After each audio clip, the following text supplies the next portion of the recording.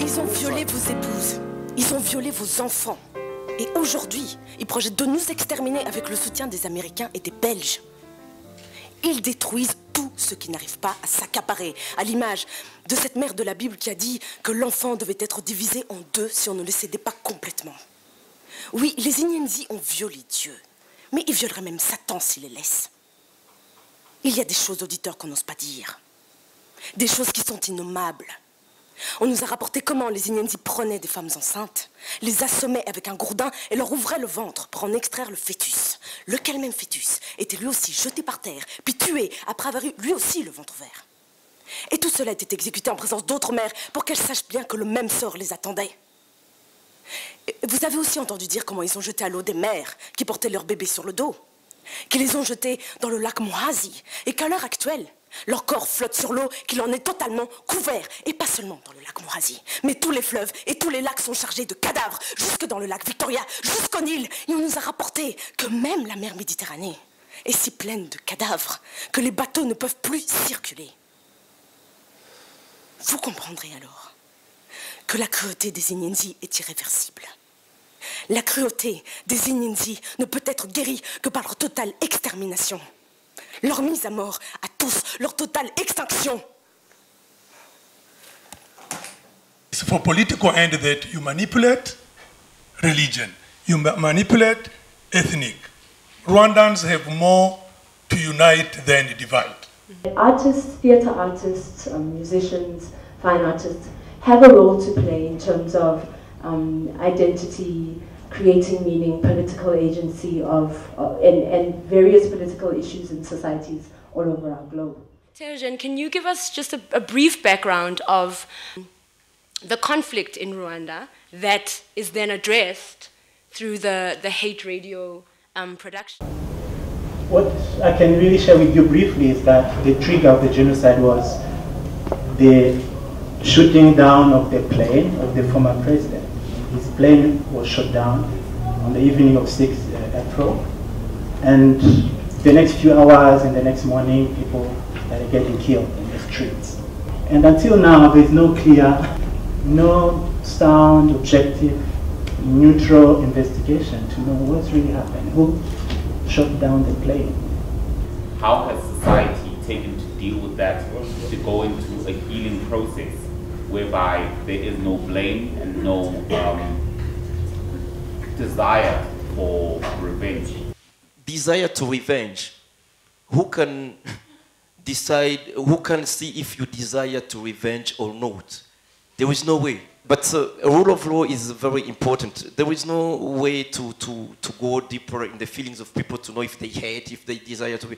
But government and tools in the society, by legal tools and other tools, if they don't allow you to go and meet your desires when they are horrible, it's good. So if I hate you, but I don't have no way to kill you, and if I do so, I'm judged and I'm sentenced, that's the rule of law, and the rule of law is very important. I want to talk about Central African Republic. Do you really believe that these people, Muslims and the Catholics, that lived all this time, they go against each other to exterminating people? Genocide does not happen because of a spontaneous eruption of total hatred. Genocide is a process. You classify, you dehumanize, and you continue until you reach the level of exterminate. So intent is more important than action. All right. Now, to situate RTLM. RTLM had 3 lines. You heard yesterday, those who were there, ethnic divide. Number 2, the revolution of 1959 that the Hutu government had attained. And that was the line to incite people to commit murder. Okay. Academically again, there is no relationship between radio telling people and the killing. You can document it. It doesn't. What is the difference between a genocide and an ethnic cleansing? The UN and its role in Rwanda is questionable. They were like telling, is this genocide? No. probably not genocide. Remember in the Security Council at that time, when they were debating whether or not genocide was a real word or applied to Rwanda, the United States is a permanent member of the Security Council. It was Bill Clinton who wanted to make sure more than anybody else that the word genocide was not used, because the word genocide requires the Americans to take specific action that they did not want to take. And that's primarily because of what had happened in Somalia the previous year.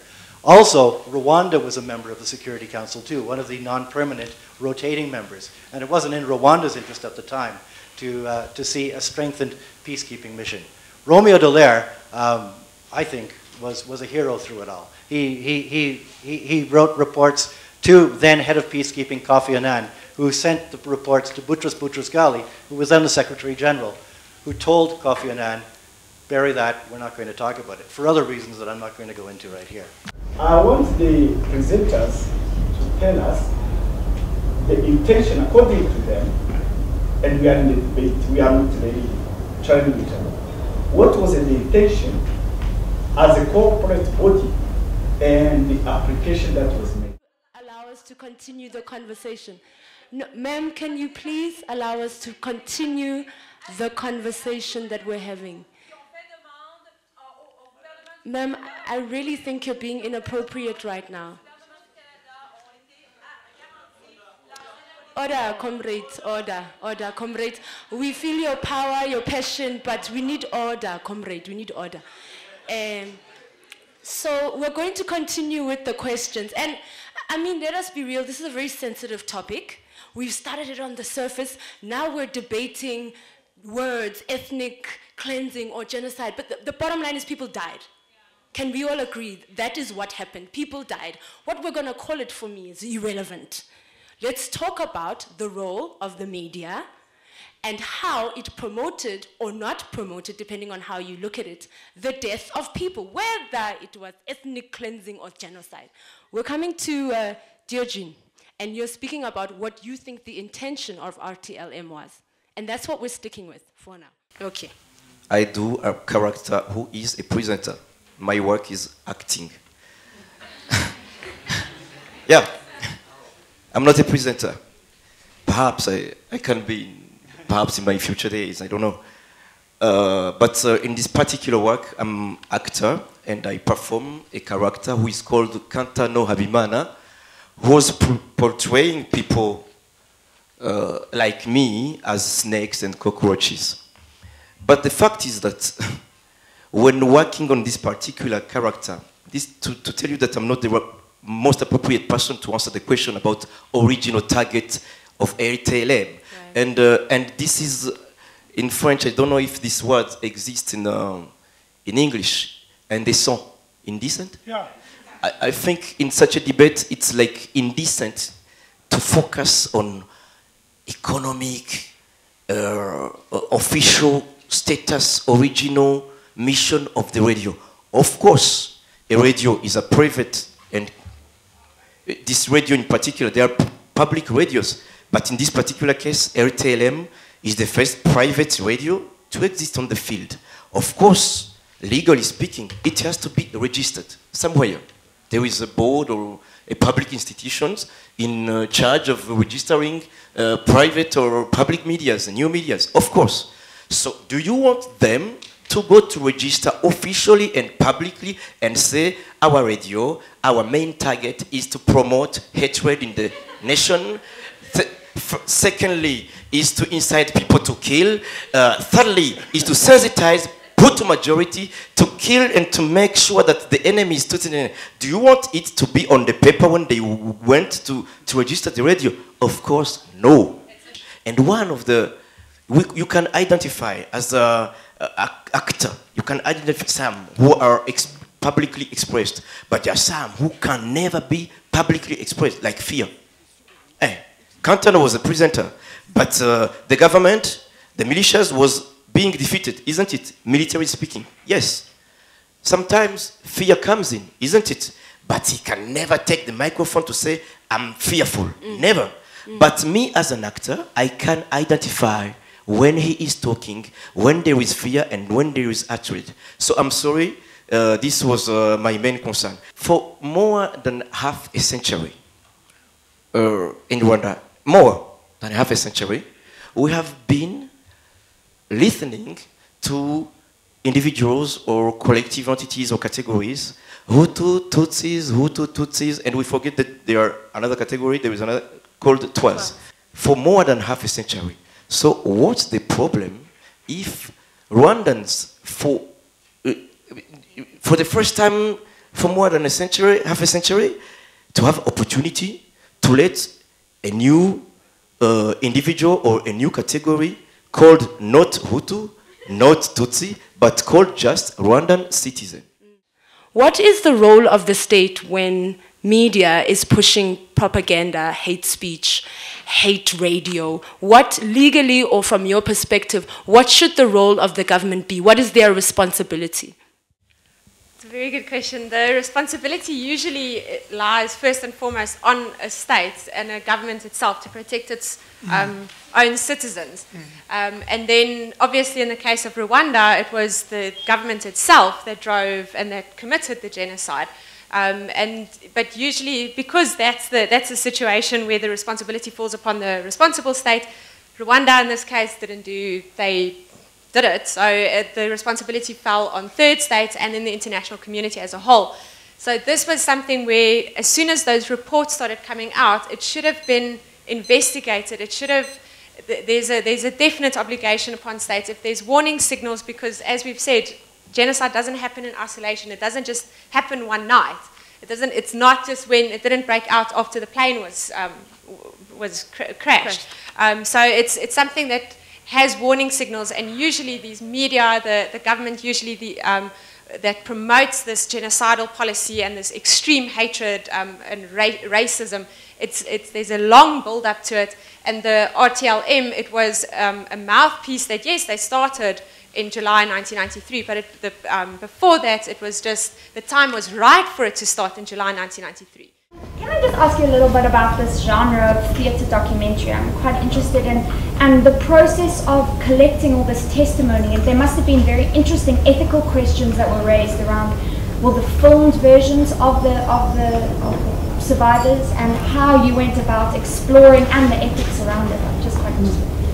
Well, we did, Milo and me, we did about 50 interviews with survivors and also with genocidaires, but this is its own topic. If you talk to people who've been killing, it's a completely different thing. And we've been interviewing people, and Milo made it's a condensation also. So it is, and it's performed by actors. So what we see there, it's not the people, not the survivors. It's actors who are performing. And we decided not to show the survivors themselves, but actors who are doing it. Like we work together with actors that are performing the presenters in the radio station. I was very interested in your reasons for what you hoped would come out of this show. And I think it's another way around of looking at what media can do, but not what media can do for hate, but what media can do to try and work against that. I wanted to know what you hoped would come out, and I'm also very interested to know what you found audiences, particularly in Rwanda, what do they feel? What's your feedback from the show? For me, it was also understanding a little bit more how it could happen in Germany. And for the audience, I mean, that's up to you. I mean, we want to make a discussion, to open a discussion about how we perceive the otherness, how we perceive other people, how hate is incited, and how we can live with the other. It's more than a responsibility to mention that the genocide which happened in Rwanda was planned and executed against Tutsis, but not all Hutus supported or participated to it. But it was done on behalf of Hutus against Tutsis. I think for me, as a part of the solution, is to start humanizing the other, start loving the other, caring for the other. Thanks too for a moderate moderator. The message that it delivers is that racism doesn't always have this, is not propagated by monsters, but by sometimes even cool people who listen to good music. Maintenant, vous êtes l'un des acteurs, vous étiez, n'est-ce pas, sur le podium. Et on a vu tout à l'heure comment il y avait des émotions qui essayaient, n'est-ce pas, de... dans la pièce ou dans le débat? Dans le débat, proprement dit. En montant, n'est-ce pas, sur le podium, en tant qu'un survivant du génocide rwandais, quelles sont vos impressions? Est-ce que vous montez en tant que personne libre ou bien vous êtes encore avec cette pensée de ce génocide? D'abord, moi je ne me définis jamais comme un survivant. Même si j'étais sur le terrain pendant le génocide, mais c'était dans un autre contexte. Comme je l'ai évoqué tout à l'heure, moi j'étais jeune soldat de l'armée rebelle du FPR, et donc du coup je n'ai jamais eu la peur de miliciens avec leurs machettes. Au contraire, je les combattais avec l'armée qui les aidait, et nous avons fini par les défaire. Ça s'est terminé par une victoire militaire sur un camp par l'autre, et je faisais partie du camp entre guillemets victorieux. Même si dans ce genre de contexte, je ne vais pas parler de victoire proprement dite. Et donc, du coup, la posture du survivant, je crois que ça serait indécent de ma part de m'étiqueter comme un survivant, mais plus peut-être comme témoin. Est-ce qu'on peut parler de génocide dans notre pays africain ou peut-être dans le monde? Pourquoi, quand il est question de l'Afrique, soit on va Chaka Zulu, soit on va Mandela, et quand il est question de nos blessures que nous devons éviter par le futur, eh ben, c'est rwandais. Non, c'est pas rwandais, sinon tu dirais c'est juif et allemand. You know, genocide, as I said, is a process which started in classifying people, you know, demonizing, dehumanizing people, because in order to kill, you have to see other people as inhuman. So it can happen in South Africa, it can happen anywhere where that process of hate speech, of, looking at the other is bad and you as good. Yes, it can, I think. I have watched the movie Hotel Rwanda, and apparently it's based on a true story. So after hearing everyone speak from what they've been through and what's kind of happened, like it's put pieces together and sort of brought an explanation between why the Tutsis and the Hutus were actually, kind of in conflict. I don't know much about hate radio, but I know that what happened was wrong. But it kind of contextualizes for me a certain part of history. Even though it deals with Rwanda and it's factually based on an actual radio program in Rwanda, it asks us to question how journalists are trained, the responsibility of journalists and media people, and our engagement with media. For me, one of the things that really disturbs me is the deafening silence amongst leaders in response to hate speech. For me, another disturbing issue is the deafening silence of journalists in relationship to hate speech, that they think that perhaps it's enough simply to report something. Sometimes it's not enough to report. Sometimes we need to question, we need to interrogate things like hate speech or the way people are interpreting certain things. I was very interested in terms of the context in which this panel discussion is happening, which is in South Africa. Sitting there, I started wondering to myself, I wouldn't say genocide again. I heard the name. There's a lot that goes around that name specifically. But we ourselves as South Africans, coming from a history of apartheid, and I was wondering, as South Africans, have we dealt already with our own past, already having discussions about Rwanda and so forth? I was wondering to myself, can we have more of these panels for ourselves? Because we've had our own TRC and so forth, but that was not enough, because you can see some of the things are coming out right now, present, 20 years after. And can we have more of these? And I was sitting there asking myself, what am I doing as a South African to have, as a theatre person, as an actor? Am I speaking back to some of these as a South African person? So yeah. Reconciliation first is individual. In order to, you can't forgive somebody who has not asked for forgiveness.